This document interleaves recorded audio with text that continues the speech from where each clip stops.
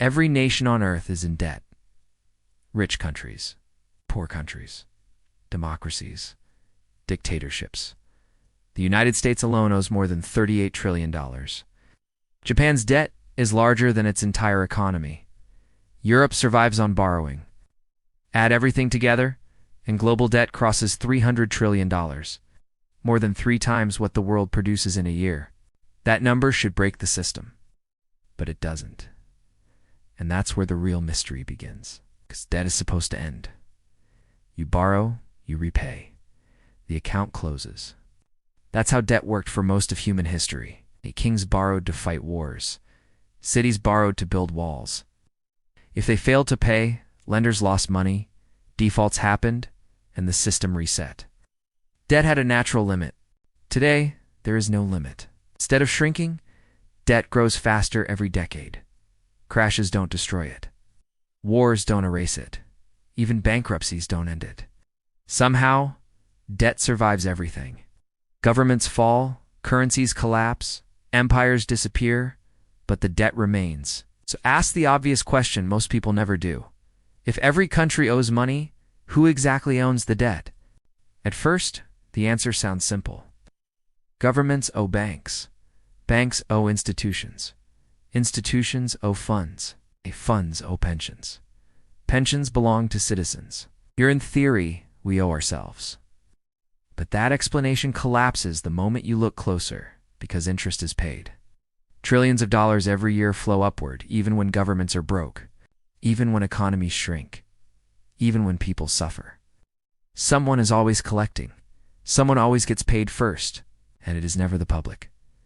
This is not accidental. Systems this consistent don't emerge by chaos. The modern debt system was not created to be repaid. It was designed to be permanent. A structure where borrowing is mandatory, repayment is impossible, and interest never stops flowing. A system so stable that collapse actually strengthens it. Think about it. If debt were a failure, politicians would eliminate it. If it were a mistake, history would have corrected it. But the opposite happened. Over centuries, debt became law. Central banking became standard. Fiat currency replaced gold. Governments lost the ability to say no to borrowing. Each step made sense in its time. Each was sold as temporary. Each was introduced during crisis, war, recession, emergency. And once accepted, none of them were ever reversed. Today, people argue about spending cuts, tax hikes, and balanced budgets. But those debates miss the point. Governments don't control the system anymore. They operate inside it. Debt is not a policy problem. It is the foundation of modern power. That's why no nation escapes it. Not Spain, not Britain, not the Soviet Union, not the United States. Every empire believed it was different. Every empire believed it could manage the debt. Every empire followed the same path anyway. To understand why today's debt can never be repaid, you have to go back to the moment permanent debt was first accepted. A moment when a desperate government made a deal that seemed harmless, even smart at the time. That deal didn't just fund a war, quietly changed how money, sovereignty, and power would work forever. And once you see who designed that system and why, you will understand that modern debt isn't a crisis. It's the plan. The modern debt system did not begin in a university, a parliament, or a theory book. It began in panic. In 1694, England was running out of money. War with France had drained the treasury. Taxes were already high. The king's credit was destroyed. No one trusted the government to repay its loans. England was losing not just the war, but its financial credibility. And then a proposal arrived.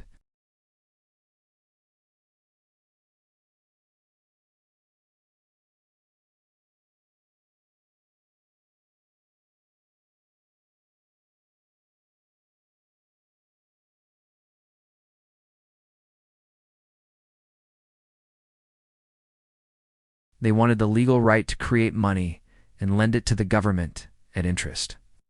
Desperate governments accept desperate deals. That agreement created the Bank of England. On paper, it looked harmless. The government borrowed money. The bank earned interest. Everyone benefited. But buried inside that deal was a revolutionary idea. Money no longer had to come from gold or taxation. It could be created as debt. The bank didn't lend existing money. It issued new money. backed by government promises. The more the government borrowed, the more money existed. Debt and money became the same thing. And once that door opened, it never closed. For the first time in history, a government could fight wars without first collecting the money. It could borrow endlessly, roll over debt, and pay old loans with new ones. The bank, meanwhile, collected interest forever. This solved a short-term crisis and created a permanent system. Other nations watched closely. France copied it. The Netherlands refined it. Over time, central banks spread across Europe. Governments became dependent on borrowing. Wars became larger. Spending increased. Debt stopped being an emergency tool and became normal. But there was a hidden cost. When money is created as debt, someone must always owe it back plus interest. And since only the principal is created, not the interest, new debt is always required to pay old interest. That makes permanent expansion mandatory. Growth isn't optional. Stability becomes impossible. The system demands constant borrowing just to survive. This is where power quietly shifted. Governments lost control of money creation. They could tax and spend, but they could not issue currency without debt. Central banks, operating independently, became the true gatekeepers of economies. Because debt was now structural, default became unthinkable. When defaults did happen, they were catastrophic. Spain tried to manage debt with silver. Britain tried to manage it with empire. Both failed. The system outgrew them. By the 20th century, the model went global. Central banking became standard. Gold restraints were removed. Fiat currency replaced everything. Money was now backed by nothing except trust and debt. This is why modern governments can never pay off what they owe. Paying off the debt would destroy the money supply. The system would collapse. So debt must grow forever. What began as a wartime solution in 1694 became the foundation of the modern world. Not by conspiracy, but by design. A design that rewards expansion, punishes restraint, and collapses empires that reach their limits. And once you understand this, a disturbing pattern appears. Every empire that adopted permanent debt eventually reached a point where borrowing no longer solved the problem. It only delayed the collapse. And that brings us to the moment when the system started breaking, when debt stopped creating growth and began consuming the state itself. That moment is called the debt spiral.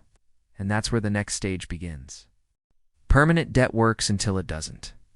In the early stages, borrowing feels like progress. Governments spend more, economies expand, jobs are created, infrastructure grows. Debt appears manageable because growth hides its weight. As long as the economy grows faster than the debt, the system looks stable. But that balance never lasts. Over time, interest begins to consume more and more of government revenue. At first, it's manageable. Then it becomes inconvenient. Eventually, it becomes dominant. A point is reached where borrowing no longer funds growth, it only services existing debt. This is the debt spiral. At that stage, governments are no longer borrowing to build the future. They're borrowing to pay the past. New debt exists only to keep the system alive one more year. Productivity stalls, innovation slows.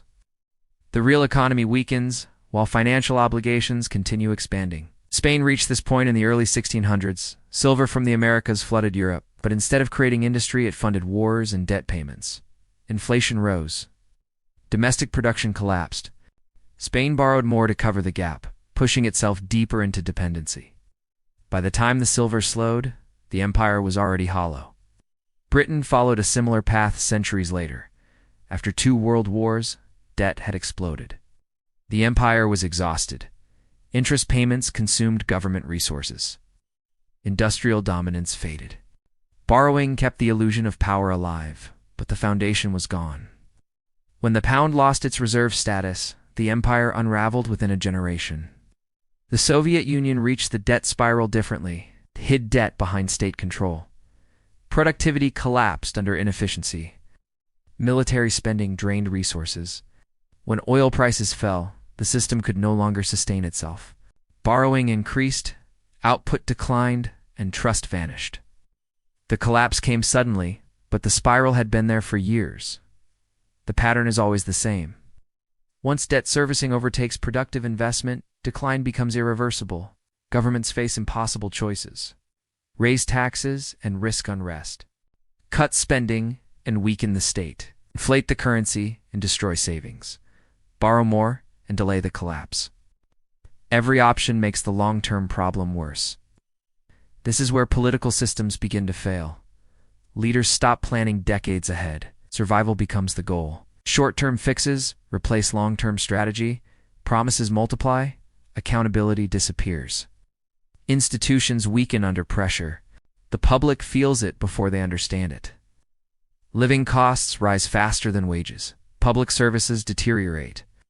Inequality widens. Trust erodes. People sense something is wrong, even if they can't explain it. Social tension grows, not because of ideology, but because the system is quietly extracting more than it produces.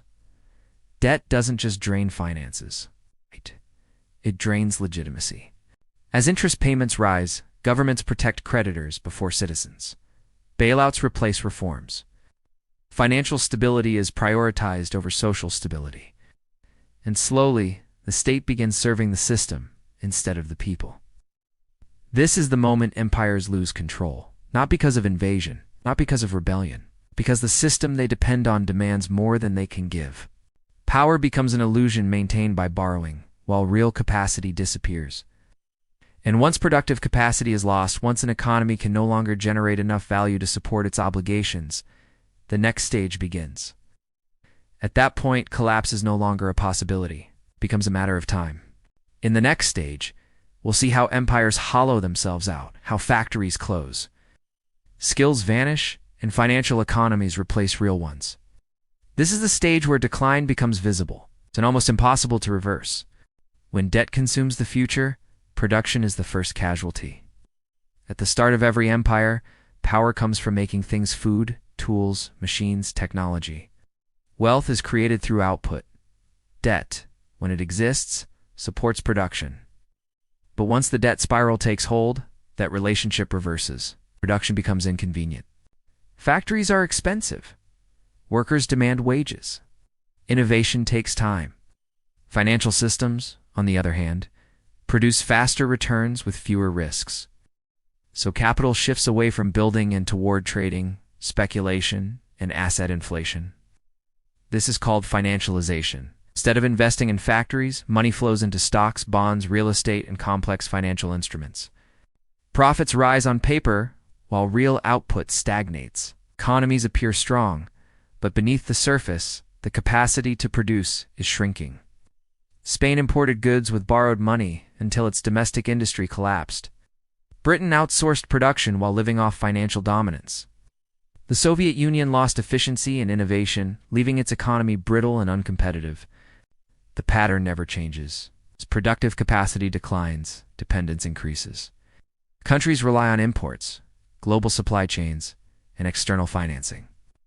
Any disruption becomes dangerous. Any shock exposes weakness. At this stage, governments face a fatal constraint.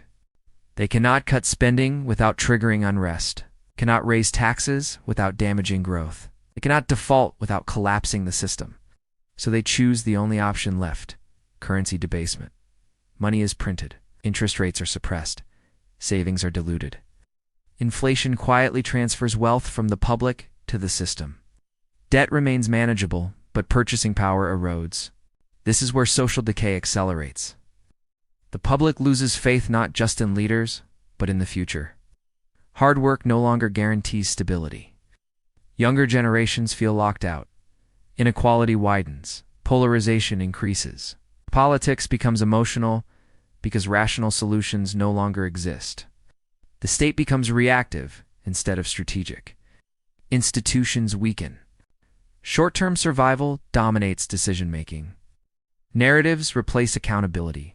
Blame replaces reform. Empires don't collapse because people stop believing in them. They collapse because the system stops working. Eventually, reserve currency status comes under threat. When a nation can no longer produce enough value to support global trust, its currency weakens. Alternatives emerge. Trade diversifies. Confidence fades. This doesn't happen overnight. It happens slowly, then suddenly. Spain lost dominance when silver lost credibility. Britain fell when the pound could no longer anchor the world. The Soviet Union collapsed when trust vanished entirely. Collapse is not an explosion. It is a recognition. It's a recognition that the empire can no longer fulfill its obligations, that its promises exceed its capacity, that the system built to sustain power now demands more than the state can give. By the time collapse becomes visible, the decision has already been made by history. This is why the pattern repeats. Not because leaders are stupid. It's not because societies are weak. But because permanent debt creates limits no empire can escape. It rewards expansion, punishes restraint, and guarantees decline once growth ends. Understanding this pattern does not predict dates. It reveals trajectories. And history shows that once an empire reaches this stage, outcomes change in form, but never in direction. The question is no longer whether collapse happens, only how prepared people are when it does.